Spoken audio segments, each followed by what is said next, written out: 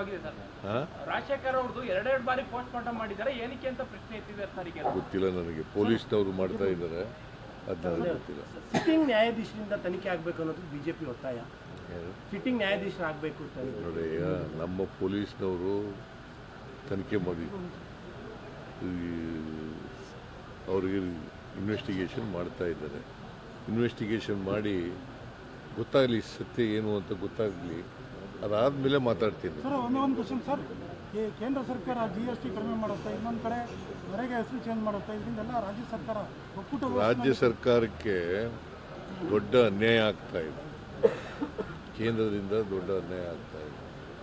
GSTಯಿಂದ ಸುಮಾರು 12ರಿಂದ 15 ಸಾವಿರ ಕೋಟಿ ಒಂದು ವರ್ಷಕ್ಕೆ ನಷ್ಟ ಆಗ್ತದೆ ರಾಜ್ಯಕ್ಕೆ. ಇದರಿಂದ ಇದೇನಾಗ್ತದೆ, ಎಂಟೈರ್ ಮನ್ರೇಗಾ ಕೇಂದ್ರ ಸರ್ಕಾರನೇ ದುಡ್ಡು ಕೊಡ್ತಾ ಇತ್ತು. ಅದು ಇವತ್ತಿನಿಂದಲ್ಲ, ಮನಮೋಹನ್ ಸಿಂಗ್ರವ್ರ ಕಾಲದಲ್ಲಿ ಪ್ರಾರಂಭ ಆಯಿತು. ಇದು 20 ವರ್ಷಗಳ ಹಿಂದೆ ಪ್ರಾರಂಭ ಆದದ್ದು. ಅವತ್ತಿನಿಂದ ನಡ್ಕೊ ಬಂದಿತ್ತು 20 ವರ್ಷಗಳಿಂದ. ಈಗ ಏನಾಗಿದೆ, ಮನ್ರೇಗಾ ಅದನ್ನು ರಿಪೀಲ್ ಮಾಡಿಬಿಟ್ಟಿದ್ದಾರೆ. ರಿಪೀಲ್ ಮಾಡಿ ಈಗ ಮಹಿಳೆಯರು, ಬಡವರು, ಸಣ್ಣಪ್ಪ ರೈತರು ಅವರೆಲ್ಲ ಅವರೇ ಸೂಚಿಸ್ತಿದ್ರು. ಕೆಲಸ ಡಿಮ್ಯಾಂಡ್ ಇತ್ತು, ಈಗ ಡಿಮ್ಯಾಂಡ್ ಹೋಗ್ಬಿಟ್ಟದೆ. 100 ದಿನ ಅವ್ರಿಗೆ ಕೆಲಸ ಬೇಕು ಅಂತಂದ್ರೆ ಕೊಡಬೇಕಾಗಿತ್ತು. ಮತ್ತು ಇದು ಮೂಲಭೂತವಾದಂಥ ಹಕ್ಕು.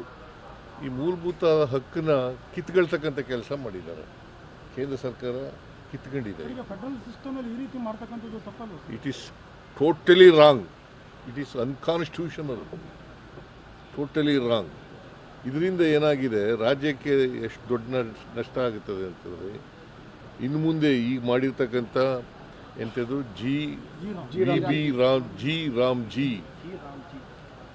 VB Viksit Bharat guarantee for Rozgar, guarantee for Rozgar. ಅದು ರಾಮ್ಜಿ ಅಂತಂದ್ರೆ ರಾಮನ ಹೆಸರಲ್ಲ, ಗ್ಯಾರಂಟಿ ಫಾರ್ ರೋಜ್ಗಾರ್ ಮಿಷನ್ ಗ್ರಾಮೀಣ ಅಂತ ಇದೆ. ಸೊ ಈ ಕಾನೂನನ್ನು ಮಾಡಿ, ಆ ಕಾನೂನನ್ನು ಮನ್ರೇಗಾ ಕಾನೂನನ್ನು ಬದಲಾಯಿಸಿದ್ದಾರೆ. ಇದರಿಂದ ಏನಾಗುತ್ತೆ, 40% ರಾಜ್ಯ ಸರ್ಕಾರ ಕೊಡಬೇಕು, ಕೇಂದ್ರ ಸರ್ಕಾರ 60% ಕೊಡಬೇಕು ಅಂತ ಮಾಡಿದ್ದಾರೆ. ಈಗ ಅಂದರೆ 40% ಅಂದರೆ ಸುಮಾರು 3,000 ಕೋಟಿ ರೂಪಾಯಿ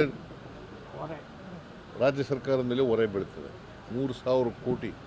ಇದು ಯಾರ ಕಾರ್ಯಕ್ರಮ? ಇದು ಕಾರ್ಮಿಕರು, ಬಡವರು, ದಲಿತರು, ಹಿಂದುಳಿದವರು, ಅಲ್ಪಸಂಖ್ಯಾತರು, ಸಣ್ಣ ರೈತರು, ಇವ್ರ ಕಾರ್ಯಕ್ರಮ.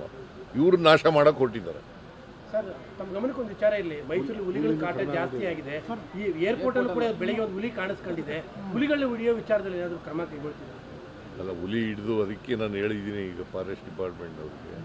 ನಾಳೆನೂ ಹೇಳ್ತೀನಿ, ನಾಳೆ ಮೀಟಿಂಗ್ ಮಾಡ್ತೀನಿ. ಹೇಳಿದ್ದೀನಿ ನಾನು ಈಗಾಗಲೇ. ಹುಲಿಗಳ ಸಂಖ್ಯೆ ಜಾಸ್ತಿ ಆಗ್ಬಿಟ್ಟಿದೆ. ಹುಲಿಗಳ ಸಂಖ್ಯೆ ಜಾಸ್ತಿಯಾಗಿ ಕಾಡಿನಿಂದ ಹೊರಗಡೆ ಬರ್ತಾ ಇದ್ದಾವೆ. ಸೊ ಇವು ನಂಜನಗೂಡು ಕಡೆಯಿಂದ ಬಂದಿರತಕ್ಕಂಥದ್ದು ಅಂತ ಹೇಳ್ತಾರೆ.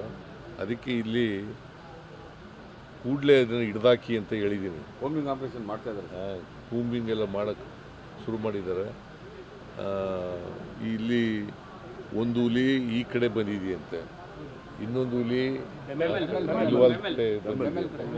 ಬೆಮೆಲ್ ಆ ಕಡೆ ಇದೆಯಂತೆ. ಎರಡನ್ನೂ ಹಿಡೀರಿ ಅಂತ ಹೇಳಿದ್ದೀನಿ. ಜೊತೆಗೆ ಬೇರೆ ಕಾಡುಗಳಿಗೆ ವರ್ಗಾವಣೆ ಮಾಡಿ ಅಂತ ಹೇಳಿದ್ದೀನಿ. ಹಿಡಿದು ವರ್ಗಾವಣೆ ಮಾಡಿ ಅಂತ. ಸರ್, ಅರಮನೆ ಮುಂದೆ ಬಲೂನ್ ಬ್ಲಾಸ್ಟ್ ಆಯ್ತಲ್ಲ, ಅಲ್ಲಿ ಇಬ್ರು ಅಮಾಯಕ ಲೇಡೀಸ್ ಸತ್ತಿದ್ದಾರೆ. ಅವರಿಗೆ ಸರ್ಕಾರದಿಂದ ಪರಿಹಾರ ಕೊಡ್ತೀವಿ. 5 ಲಕ್ಷ ಕೊಡ್ತೀವಿ ಪರಿಹಾರ. ಹೊಸ ವರ್ಷ ಶುಭಾಶಯಗಳು.